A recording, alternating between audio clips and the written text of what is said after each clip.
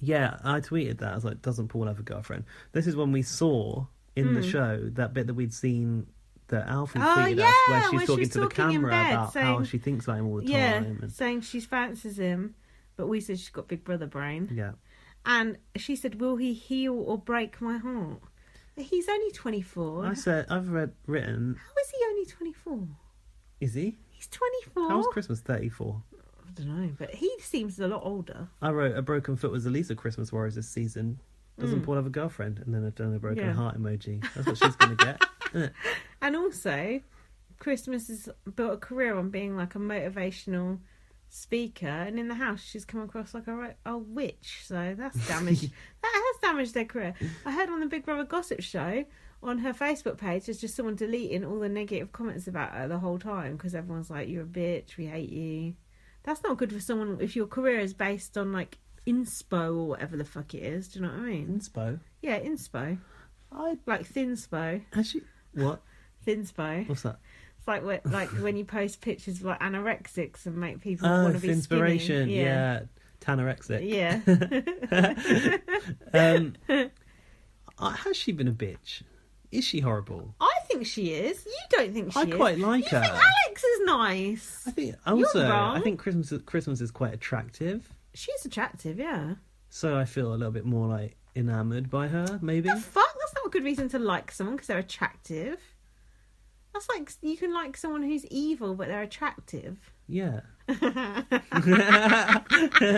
not good. I've been there and done that, and it's not a good. It's not a good plan. Don't do that. There was more Matt and Raven. Oh God, why?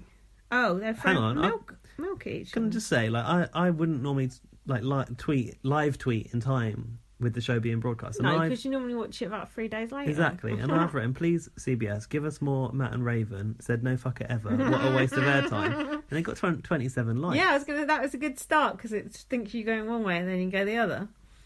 Please give us more. And then it's like, no, not really. So Matt was throwing milk at her, but don't you need that milk for his cereal? Yeah, and didn't they also have a cinnamon fight? All that cinnamon dust was going everywhere. And he called her a clown. And then he said, did you get it in your wig? That's rude. Why? He's saying she's got a wig on. Has she got a wig on? Probably. She's probably got hair extensions because her hair is really long and it looks awful. This is what you said actually to me.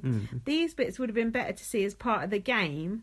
A couple more episodes a week and we could have the strategy alongside the comedy and not have to wait for these stupid episodes. Yeah. I said, like, I'm not a fan of these clip shows. Why don't you just show us more reality during the season? I understand just put it on another day a week. Yeah, I understand they have a lot of strategy to pack into. Well, actually, not much this year, but yeah, even one more episode a week. Canada manages to do it. Yeah, they do actually. Yeah, I don't know why. And on the same airtime. But Arissa strictly can only ask one question to any evictee and off they go. So that's where you chair? No chair. You can stand. Yeah. But yeah, I don't see why they don't do that. Because it works for all the other ones, so I don't know why they don't do that. And I know, like, feedsters get rewarded and stuff, but like we're not in the right time zone to be feedsters because we just get spoiled on everything else. So it's like, it's hard for us. We're bottom feedsters. And like, I think also got a life. I think about imagine all the stuff that we don't see and that doesn't get shown in the BB US house. Like, I'm thankful that our show is every day, even though we don't have a live feed anymore. At least so it's you can keep up to date mostly. Yeah. I know. Imagine all the shit in the diary room that goes on and stuff. Be mind-boggling. Yeah, because all you see in the diary room is the narration of competitions and stuff. You don't see any real. No. I want to talk to my agent shit that you might in Celebrity Big Brother. On the final episode, sometimes they do a diary room package. Nice montage. Stuff. Yeah. So then we had Kevin's Mafia Tales. And anything on that? No, I just got the rat after that. Yeah, there's a rat in the house.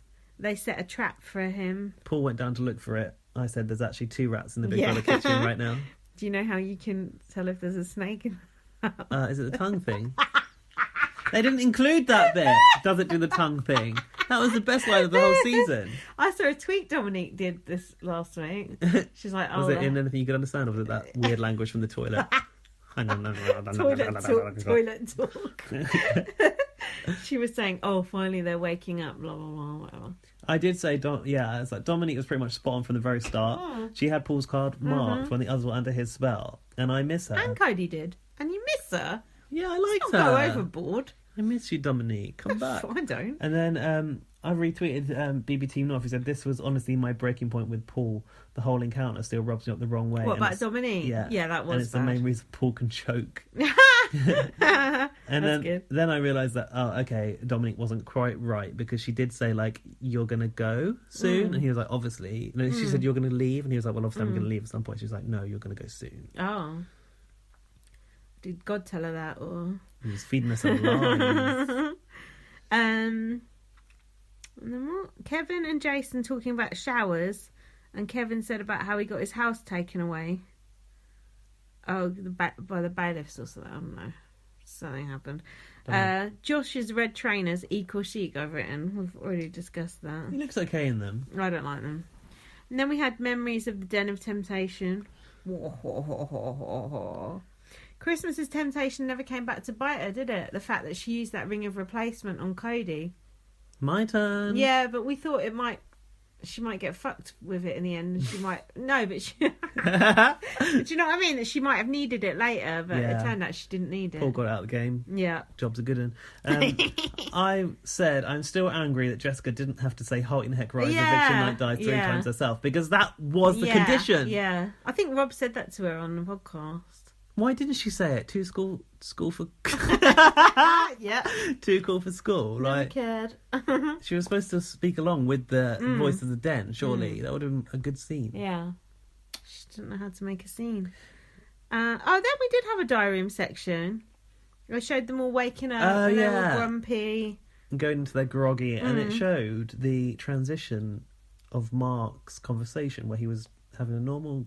joyful conversation to the tears about Dominique, and it made me wonder, but was it real, or was it just for the camera? Like, the switch of emotions was just far too quick, where he went to like, it's the scene which they use and use and use, where he's really crying with no top on. Like when Raven said bye everyone and then went out and did a handstand. Yeah, exactly. Like the opposite of that. Yeah. That was funny. And then Cody said, "This house has the weakest dudes ever in it."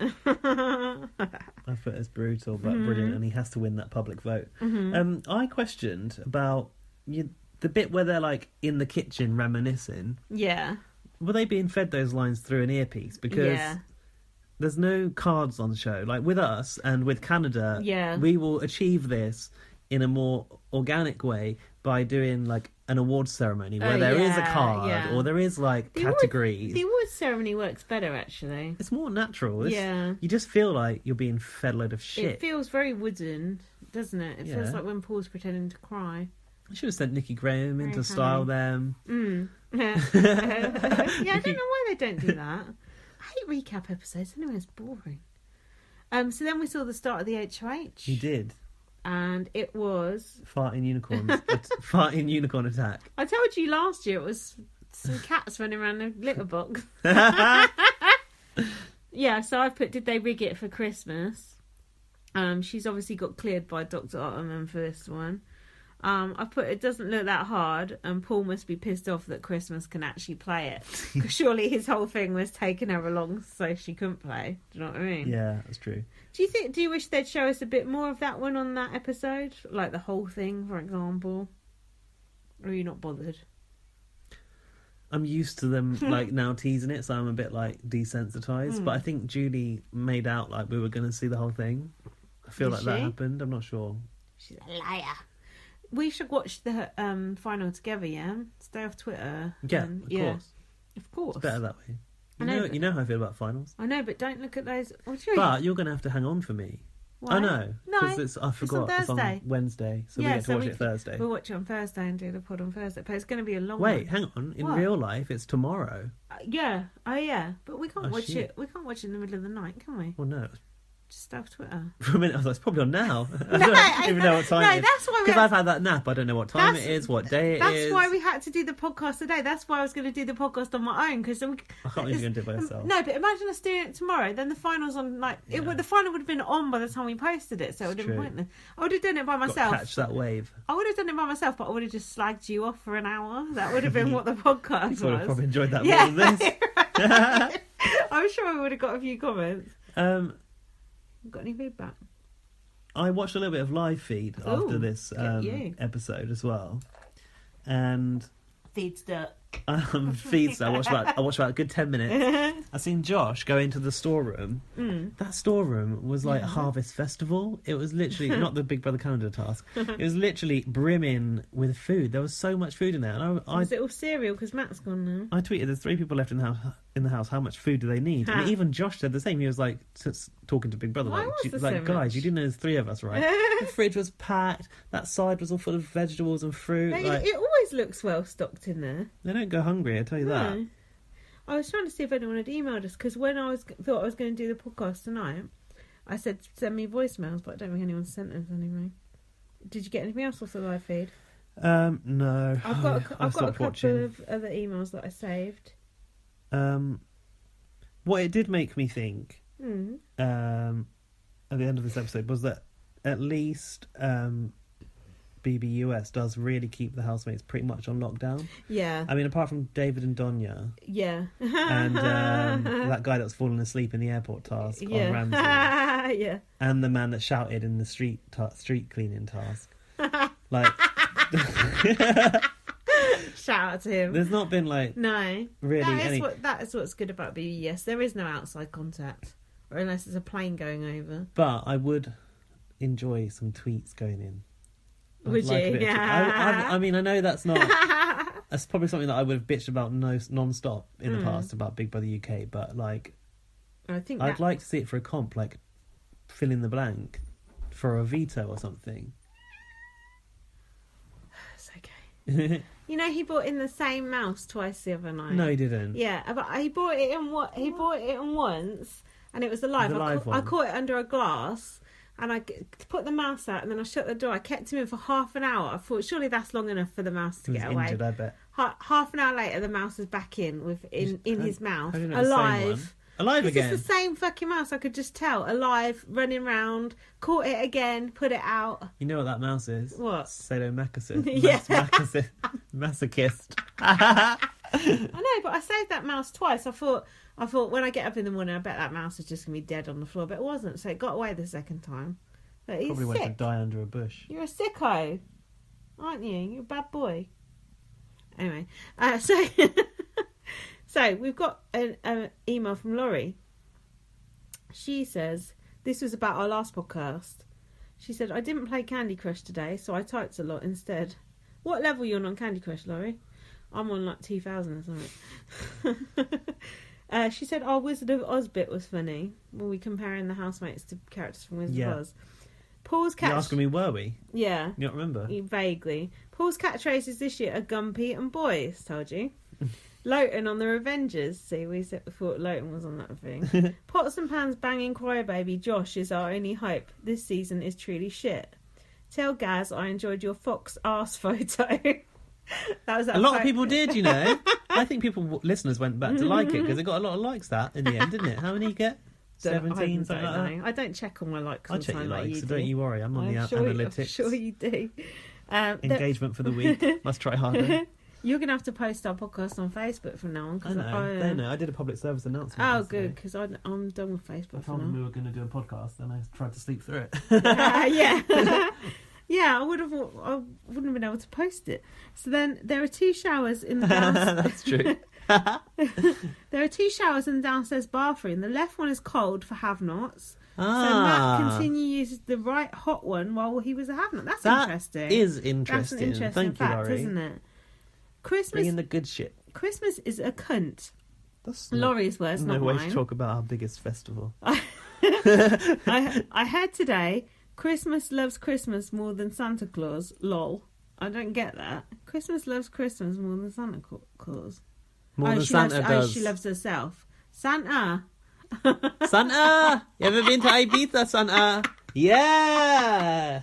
That cat's got muddy face, oily face. It's rubbing it all over his he's shirt. been under a car or something. Wank off over here is beating off or jerking off. We know that, don't we? Yeah, I know jerking off. Yeah, and beating off, but we don't say that, do we? No, well, jerk off. What do we say? Wank. Just have a wank, innit? Yeah, but jerk off is slipping into the vernacular. Yeah, toss off. Don't really say that, do you?